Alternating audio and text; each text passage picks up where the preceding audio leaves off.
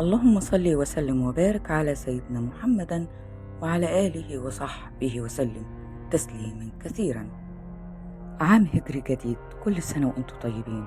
اللهم إنا نستودعك سنة مضت من أعمارنا بأن تغفرها لنا برحمتك وغفرانك وعفوك، وتبارك لنا في أيامنا القادمة، ولا تفجعنا بفقد أحد من أحبابنا، واحفظهم لنا.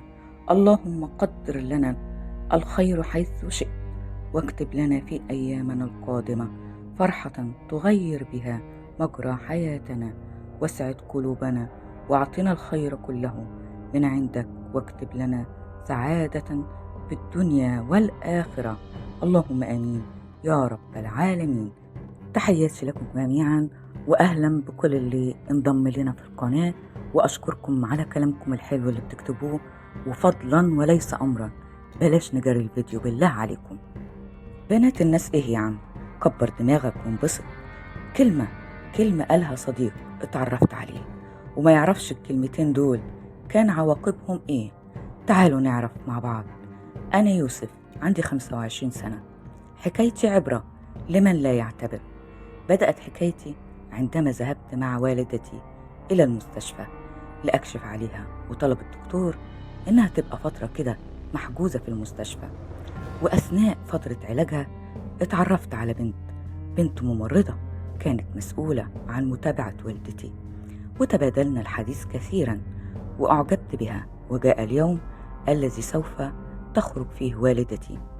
طلبت منها أن توعدني بميعاد أراها فيه، وفعلا توعدنا وأصبحنا نتقابل باستمرار.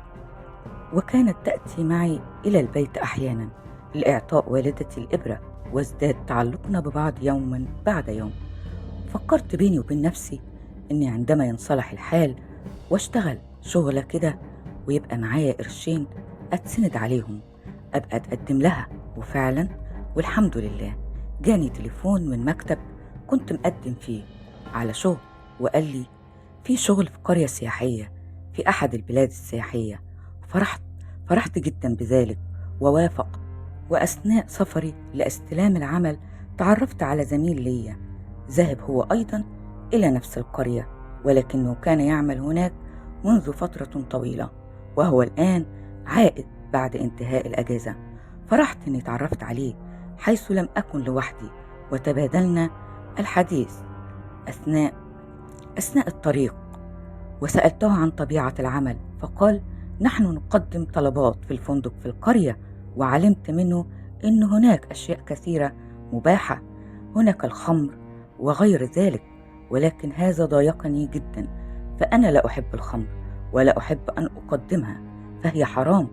فعندما لاحظ علي أني تضايقت قال لي سوف تعتاد على ذلك وسيصبح الأمر عادي. قلت ببالي صعب أني أعتاد على ذلك، ولم أكن أعلم ماذا سوف يحدث. ووصلنا إلى القرية فرأيت مناظر لم أعتاد عليها، فقلت لعلاء إيه ده؟ وإيه اللبس اللي مش لبس ده؟ قال لي علاء يا ابني أنت جاي قرية سياحية، فاكر هيلبسوا إيه يعني؟ وضحك ضحكة سخرية، وقال لي يلا عشان تستلم الشغل، وأحاول أخليك تكون معايا في العمل وفي السكن كمان. وفعلا تم ذلك والحمد لله.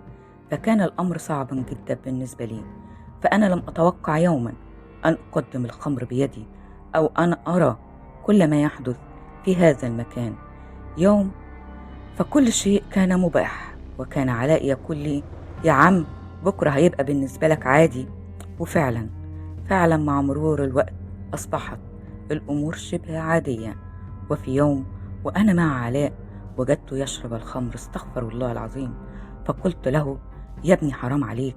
فقال لي حرام وضحك وقال لي يعني شغلنا هنا ده مش حرام؟ يعني ايه اللي بإيدينا؟ أنا ما صدقت لقيت شغل. قال لي طيب يبقى اسكت وسيبني أشرب، ولا أقول لك ما تشرب معايا؟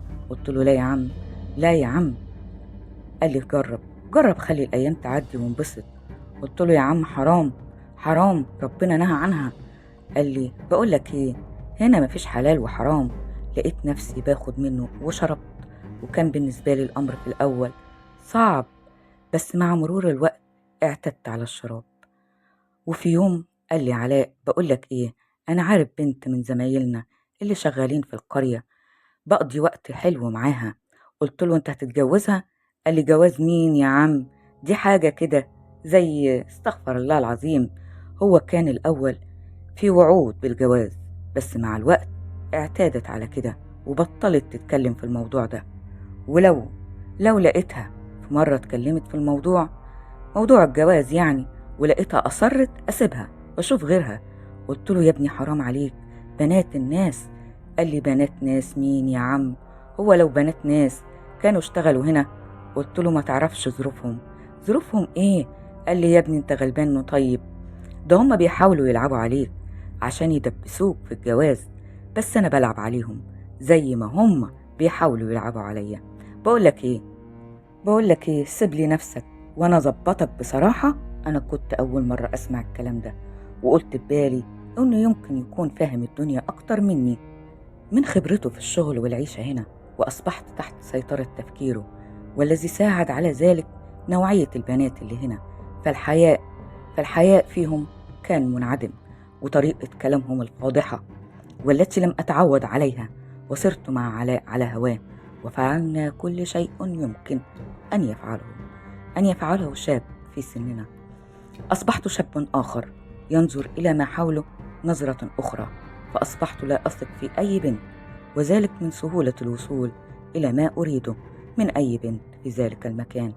وجاء بعد فترة طويلة وقت أجازتي، وعدت إلى بلادي، ولكن إنسان آخر، تغيرت نظرتي حتى في البنت التي أحبها، وفكرت أن أفعل معها ما كنا نفعله مع البنات الأخرى هناك. البركة في علاء، فكان كلامه أمام عيني دائما وما تعودت عليه هناك، فأصبحت ثقتي منعدمة بأي بنت. وفعلا لعب الشيطان بعقلي وجعلني أفكر في استدراجها إلى البيت. وفعلا عديت عليها في المستشفى التي تعمل بها، وقلت لها: أريد أن أتكلم معك، بس الأول هنعدي على البيت تدي ماما الإبرة، وبعدين ننزل نقعد في أي مكان نتكلم على راحتنا. وجاءت معي بحسن نية وصعدنا، ووجدتني أفتح الباب بالمفتاح، فقالت لي: إيه، هو مفيش حد جوه ولا إيه؟ قلت لها: لأ، والدي في الشغل ووالدتي راقدة على السرير في غرفتها، وأنا بخلي المفتاح معايا عشان مش هتقدر تقوم تفتح. ردت عليا قالت لي: ماشي. ودخلنا وقفلت الباب، ودخلت هي غرفة والدتي فلم تجدها، وأنا كنت وراها، فأدخلتها وأقفلت الباب عليها واعتديت عليها، وكنت تحت تأثير الخمر الذي تعودت على شربه. وجلست هي تبكي وتقول لي: حرام عليك، أنا عملت لك إيه عشان تعمل كده فيا؟ أنت لازم تتجوزني. قلت لها: إن شاء الله.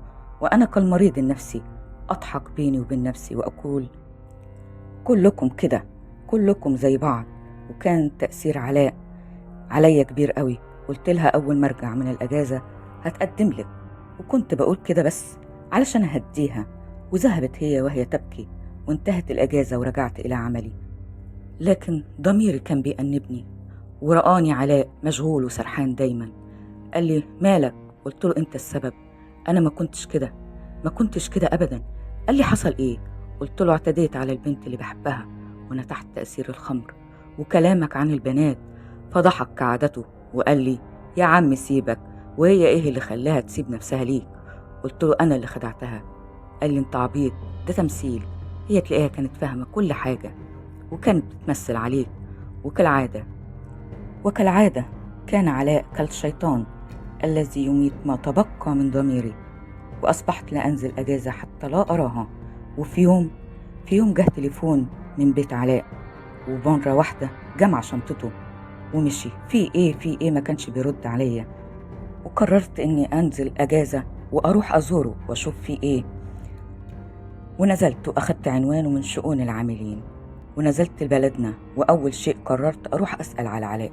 وفعلا ذهبت لبيته فلم اجدهم، وقالت لي جارتهم اخته تعبانة وهم دلوقتي في المستشفى في غرفة رقم 5 الدور الثالث. فعلا وصلت المستشفى وخبطت ودخلت الغرفة لأجد ما لا أتوقعه أبدا، وكان الله يعاقبني أنا وعلاء. فوجدت البنت التي أحبها هي التي على السرير، وهي كانت حامل نتيجة لخطئي. ضربها علاء وسقطت ومات طفلي الذي لم يرى الحياة. كان علاء لم يكن بالغرفة، فخرجت من الغرفة ولا أدري ماذا أفعل، فوجدت علاء في وجهي وتفاجأ برؤيتي، وقال: علاء، أختي مرمغت شرفي في الطين يا يوسف. قلت له: أنت السبب، أنت اللي عملت كده في أختك، لأنك كنت بتعمله ببنات الناس، وأنت اللي علمتني أعمل زيك. ما كانش لازم ما كانش لازم عشان فيك داء سيء ما تسيبنيش إلا أما اتعلمته منك. أديني ضيعت أختك وابني. فمسك فيا وقال: أنت بتقول إيه؟ قلت له اللي سمعته: أنا هتجوز أختك ملهاش ذنب، أنا وأنت الجانيين عليها وعلى ابني اللي لم يرى الحياة، وتزوجتها وتعلمنا درسا أنا وعلاء لن ننساه. أفعالك واخدة لفة ورجعالك. احرص على بنات الناس مش لعب. احرص على أفعالك، وربنا يستر الجميع يا رب. دمتم في رعاية الله وحفظه وأمانه.